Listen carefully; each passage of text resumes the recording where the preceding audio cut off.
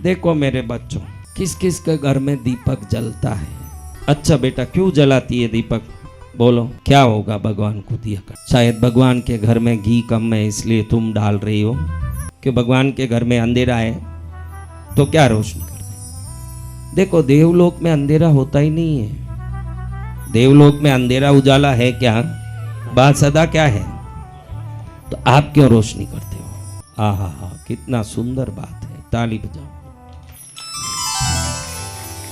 हमारे जीवन में भी उजाला। देखो, कई बार कह दिया ये बात, 1000 बार कह दिया, आज 1001वीं बार कहता हूं। मुसलमान हो, क्रिश्चियन हो, हिंदू हो, जैन हो, बौद्ध हो, कोई भी हो, ये फिजिकल एनाटॉमी सेम होगी कि सबका अलग अलग होगा? ये आंख की जगह आंख होगा कि मुसलमान के पेट में होगा आंख? नाक की जगह ही नाक होगा कि मुसलमान का यहाँ कहीं होगा? भले वो थोड़ा नीचे से काट ले कर ले, वो अलग बात, लेकिन होगा तो उस जगह में ही वो चीज होगा कि दूसरी जगह होगा? बोलो, हाँ होगा ना? तो ये मनुष्यों का शरीर कैसे चलता है? आप बोलो, अपना शरीर कैसे चलता है? हम बड़े कैसे हुए? हम आज तक जिंदे कैसे हैं? किस चीज से? बताओ, बोलो जोर से। अच्छा, सांस से ही चल जाता है। भोजन किससे? भोजन से चलता है। अगर 3 महीना भोजन नहीं किए तो भाई बोलो, सबका क्या नाम होगा? राम नाम। उस समय याद आवे कि राम नाम सत्य है, बाकी टाइम राम नाम कोई सत्य है कि झूठा है कि मरा उसके साथ राम नाम सत्य। भाई जिंदे हैं जब तक माल मसाला, मरे तो कौन सत्य है? राम नाम। तो अब एक चीज ध्यान रखने जैसा है, क्या? हमारा शरीर स्थूल शरीर है। स्थूल यानी दिखने वाला। स्थूल का अर्थ क्या है? दिखने वाला। सूक्ष्म का अर्थ क्या है? अदृश्य। सूक्ष्म शरीरम मीन्स इनविजिबल, स्थूल शरीरम means visible. Visible body needs food to maintain its life. कौन सा बॉडी? विजिबल। उसको क्या डालना अंदर? भोजन डालना। तो अब देखो, आपको पद्मावती दिख रही है? नहीं। कुलदेवी भुआल माता दिख रही है? नहीं। शंकर जी दिख रहे हैं? महावीर स्वामी दिख रहे हैं? कोई जो नहीं दिखे ये सूक्ष्म है तो सही। अब नहीं दिख रहे इसलिए भुआल माता नहीं है बोल सकोगी? वो तो है ना, नहीं दिख रहे ना। तो दिखने वाले जीवों को दिखने वाले भोजन से शरीर चलता है, तो नहीं दिखने वाले जीवों का शरीर कैसे चलता है? वो भी लाखों हजारों साल जी रहे हैं। आप खा के जी रहे हो। आप कैसे जी रहे हो? खा के। भोजन नहीं करो भाई, हाँ? पिस्ता का तो बात छोड़ो, नहीं खाओ खाओ, मुंह ऐसा ही ढीला रहता है, वो अलग है। लेकिन बाकी लोगों को आप देखोगे, पहचान लोगे कि इसने आज भोजन नहीं किया है। चेहरा थोड़ा हाँ लटक रहा है। इसको देख के बता सकते हैं कि दोपहर में भरपूर नहीं गुलाब जामुन और सीरा खाया। मैंने ये बोलता कि भाई ये गुलाब जामुन और हलवा खाया कि नहीं? चेहरे में ही दिखता है कि गुलाब जामुन और हलवा खाया। कैसे दिखा? क्योंकि टिफिन में आ गया तो दिख गया। वही होगा, वो दिख जाता है, वो ही आया। तो अब समझिए, आपका शरीर चलता है स्थूल आहार से। आप भी दिख रहे हो, आप खाने वाला भोजन भी दिखता है कि नहीं? अब देखो, देवता दिखते हैं क्या? लेकिन वो हमसे भी बड़ा उम्र लेके जीते हैं कि हमारा जितना। भाई पद्मावती का 100 वर्ष है, सही है? कितना है? तो वो कैसे जीती है? इसी के बारे में देखा, इसी के बारे में लोगों ने समझा कि ये देवता कैसे जीते हैं। हम तो सुबह सुबह उठते हैं तो इधर बाजार में जाके भाजियाँ, सब्जियाँ, बीन्स, ग्वारफली, टमाटर सब खरीद के आते हैं। किस लिए? घर में बना के खा के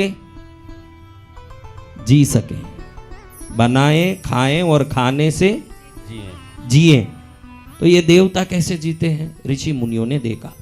फिर ऋषि मुनियों ने देखा कि ये देवताओं का शरीर भले ही इनविजिबल है, लेकिन वो बॉडी एक कॉस्मिक लाइट वाली बॉडी है। कैसी बॉडी? यानी आप लोगों ने देखा होगा कि कैलेंडरों में देवताओं के पीछे एक लाइट दिखाया है। हर कैलेंडर में देवी अम्मवारो क्या दिखाते हैं उनके पीछे? लाइट। यानी उनके शरीर से एक लाइट निकल रहा है, वही उनका लाइव सोर्स है। आप में श्वास निकलता है, श्वास बंद हुआ, बच्ची ने बोला श्वास, अगर श्वास बंद हुआ तो क्या होगा? हाँ, तो ऋषि मुनियों ने देखा कि ये जो देवताओं के शरीर है, इनमें से भी ये लाइट आना बंद हो गया, यानी देवता भी क्या? ओम शांति, राम नाम, देवता का भी आयु खत्म, फिर वो दूसरी जगह जन्म लेंगे, दूसरी जगह जाएंगे। देवों का भी गारंटी नहीं, हमारा 100 साल, उनका 10 लाख 50 लाख करोड़ 10 करोड़ कुछ भी होगा, लेकिन उसका भी एंडिंग है। लेकिन तेरा बीच में ही खाया नहीं तो एंडिंग हो जाएगा कि नहीं? उनका भी बीच में ही एंडिंग हो जाएगा जब वो लाइट नहीं चलेगा। अभी मेरा शरीर 100 वर्ष का, ऐसा सोच के खाएंगे ही नहीं तो 30 वर्ष में ही चले जाएंगे। अन्न अपने को जरूरत है। तो हमारे ऋषि मुनियों को देखा कि भाई ये लाइट निकल ही रहा है इनके शरीर में, तो खत्म होगा। पानी को गर्म करोगे वो भाप बनता जाएगा, तो धीरे धीरे पानी का स्तर कम होता जाएगा कि उतना ही रहेगा? हाँ, कम होता। तो ये देवों के शरीर में जो लाइट निकल रहा है, ये लाइट भी कम होता जाता होगा कि ऐसा ही रहेगा अंदर? कम होगा तो क्या होगा? एक दिन खत्म हो। क्या होगा? वो डायलॉग बोला ना अभी, वो क्या होगा? हाँ, बहन अच्छी जानती, राम नाम से। बहन बोल दी राम नाम सत्य। बस, तो हमारे ऋषि मुनियों ने देखा कि इसको क्या क्या करें ताकि देवों के शरीर में वो शक्ति वापस आ जाए जो निकल रहा है। तो बहुत सारे कोशिश किए, कुछ समझ नहीं पड़ा। देवताओं को भी समझ नहीं पड़ा कि ये शक्ति हम में आती कैसे है, देवताओं को ही समझ नहीं पड़ा। एक बार क्या हुआ, ऋषि मुनियों के कुटीर में रसोई बन रही थी। एक ऋषि पत्नी घी का एक पात्र लेके चल रही थी, उस समय ठोकर खा गई, तो वो घी क्या हो गया? धुल गया। किसमें? अग्नि में। जो अग्नि जल रही थी रसोई के लिए, उसमें गिरा। उस समय वहां एक देव खड़ा था। वो जमाना था जब देवता धरती में आके ऋषि मुनियों से आराम से रात दिन बातें करते, तो वो सामने खड़ा था। जैसे ही ये घी गिरा अग्नि में, तुरंत वो देव के शरीर में, जैसे आप लोग पेट्रोल डालते हो अग्नि में तो क्या होता है, वैसे उस देव के शरीर में जोर से वो लाइट प्रकाशित हुआ भयंकर रूप से। तुरंत ऋषि मुनि को मालूम पड़ गया कि जो अग्नि में घी डाला जाता है ना, भस्म होता है, वो भस्म हुआ घी देवों के शरीर में लाइट बन के उनके आयु को बढ़ाने में काम करता है। जय जय गुरुदेव। लेकिन अभी विष्णु है वैकुंठ में, ब्रह्मा है सत्यलोक में, कैलाश में है शंकर जी, पद्मावती है पाताल लोक में। इन तक उसको पहुंचाए कौन? वो लाइट की शक्ति को। मैं तो यहाँ घी डाल दूंगा, अग्नि भी जला दूंगा, उसमें घी भी डाल दूंगा, उसको पहुंचाएगा कौन? कहां कहां है वो देवता? अपने घर के पास ही है ना। हाँ, बसवनगुड़ी में है देवी, बन्नारगट्टा में है, कहाँ है? तो वहां तक पहुंचाएगा कौन? या अग्नि जल रहा है तो अग्नि से ही ये घी जाती है ना, घी से ही देवों को शक्ति मिलती है, ये मालूम पड़ गया। तो सब अग्नि देव के पास ही निवेदन करने लगे कि प्रभु आपके कारण ही देवों में आयु बढ़ रही है। अग्नि ही सभी देवों के जीवन दाता है, लेकिन वो जीवन पहुंचेगा कैसे वहां तक? पाताल में रत्न प्रभा नाम के नरक के ऊपर जो पाताल लोक है, वहां रहने वाली पद्मावती को ये शक्ति पहुंचेगी कैसे? तो अग्निदेव ने कहा मैं ये काम करता हूं, मेरी 2 पत्नियां हैं। कितनी पत्नी? 2। हाँ, वो अग्निदेव की है, आप उसमें मत जाना। अग्निदेव की 2 पत्नियां हैं। अग्निदेव ने कहा एक पत्नी है स्वाहा देवी, उसका नाम क्या है? स्वाहा देवी। उसको मैं निरुक्त कर दूंगा। आज से जब भी आप मुझे बुलाओगे मैं आपकी जगह आ जाऊंगा, वहां पर मैं खड़ा रहूंगा। मैं आहुति को ग्रहण करूंगा उस शक्ति को। मेरी पहली पत्नी स्वाहा देवी जितने भी देवता के नाम लोगे एक क्षण में उन देवता तक वो शक्ति पहुंचा के आ जाएगी। दूसरी पत्नी मेरी है स्वदा देवी। क्या देवी? स्वधा देवी। तो ये पितृओं तक वो शक्ति को पहुंचाएगी। ये दोनों, एक तो है पितृ जो ये शक्ति लेते हैं, एक है देवता। ये दो के सिवाय कोई ये सूक्ष्म शक्ति नहीं है। तो ये सूक्ष्म शक्तियों में देवों को शक्ति पहुंचाने का काम किसको दिया गया? स्वाहा। पितृओं को पहुंचाने का काम किसको दिया गया? स्वधा देवी। ऐसे यज्ञ चालू हुआ। यज्ञ में हम कहते हैं पद्मावत्यै स्वाहा, यानी स्वाहा देवी को कह रहे हैं कि ये स्वाहा देवी पद्मावती नाम की देवी तक इस शक्ति को पहुंचा दे। ओम गणपतये स्वाहा, यानी क्या? ये स्वाहा देवी गणपति नाम के देवता तक इस शक्ति को पहुंचा दो। अब समझ पड़ गया क्या कर रहे हैं? जी भगवान। यानी एक जगह पर अग्नि प्रज्वलित करते हैं, उस पर स्वाहा देवी को, उन देवताओं को बुला के, सभी देवताओं को, गणपति को, शंकर को, माणिभद्र को, पद्मावती को, लक्ष्मी को, सरस्वती को, जितने देवता हैं उनको बुलाते हैं और हम कहते हैं कि इन तक वो सूक्ष्म शक्ति पहुंचा दो। अब वो देवता क्या देखते हैं? जो मैं अपने आप खुद जिस शक्ति को उत्पन्न नहीं कर सकता। पेट्रोल को अपने आप गाड़ी भर लेगा क्या? क्या करना पड़ेगा? कौन? गाड़ी खुद भरेगा? कौन? अगर भर लिया हम गाड़ी में पेट्रोल तो क्या होगा? तो गाड़ी आपके लिए दौड़ेगी ना जिसमें आपने भरा।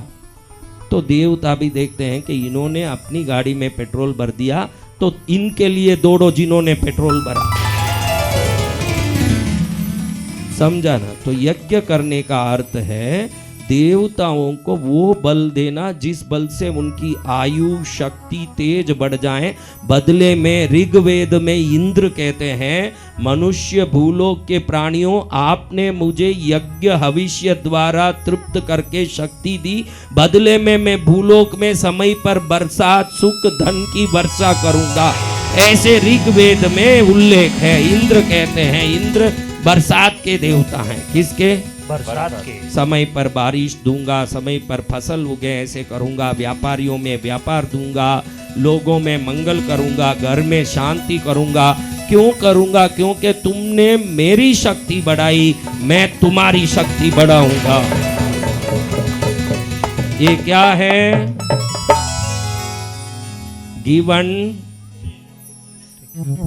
परस्पर सहयोग से जीवन को सफल करने की विद्या, परस्पर मंगल का विद्या। अब दीपक की बात मैंने पूछी। क्या पूछी? दीपक की बात। तो देवताओं ने पूछा मनुष्यों को कि ये जो साधारण गृहस्थ लोग जो हवन यज्ञ नहीं करना जानते, लेकिन देव कृपा तो उनको भी चाहिए कि नहीं? चाहिए भगवान। तो वो क्या करें? वो क्या करें? देखो, एक ही तात्पर्य है, अग्नि को घी से जोड़ना। क्या करना? हवन में क्या करते हैं भाई? अग्नि नीचे जल रही है, ऊपर से क्या करते हैं? घी डालते हैं। घी डालते। यानी अग्नि से घी को संबंधित करके घी को खाली करते हैं। वो घी खाली होके किधर जाता है? वैसे ही दीपक में हवन में देखो तो नीचे अग्नि, ऊपर तात्पर्य एक ही है, घी से अग्नि के संबंध से घी खाली होना। अब इधर अग्नि नीचे और ऊपर घी। दीपक में देखो नीचे घी और ऊपर अग्नि, और वो अग्नि के संबंध से वो घी क्या होता जाता है? खाली होता जाता है। खाली। अगर खाली होता जा रहा है तो कहाँ जा रहा है? आपने सामने जिसका फोटो या मूर्ति रखी है उसको जा रहा है। वो समझ लेता है ये मेरा दिया है, मेरे को शक्ति दिया। तो घर में जो यज्ञ नहीं करना जानते, जो बड़ा सा विधि विधान पंडित नहीं है, वो लोग क्या करते, भाई हम इतना बड़ा लकड़ी डाल के यज्ञ नहीं कर सकते, मंत्र नहीं बोल सकते, लेकिन शक्ति तो हमको भी चाहिए। इसलिए हमने वो दीपक रूपी चीज रखी है, इसमें हमने अग्नि लगा दिया। अग्निदेव क्या करता है, ये घी को खाली कर करके सामने वाले देवता को पहुंचा दे, सामने वाले देव वो शक्ति प्राप्त कर ले। वो देवता कहे कि भाई तुमने जितना मेरा दीपक जला के शक्ति बढ़ाया, उतना ही तुम्हारे घर में सुख शांति बढ़े, ये मेरा आपको आशीर्वाद दिया जा रहा है।